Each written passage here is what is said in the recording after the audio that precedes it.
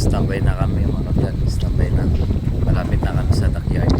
Yan, so mag-reframe muna kami ng mga loob. Iyan. Reframe muna natin yan. Try natin sa mamaya kung video kami. We will see sunrise mga vlog.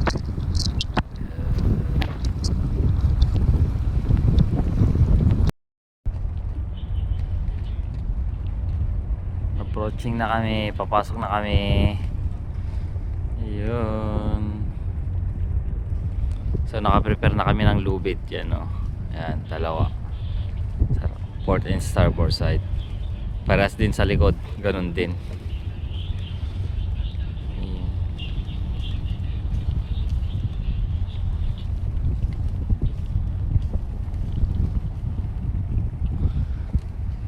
Lamig, malamig pa rin.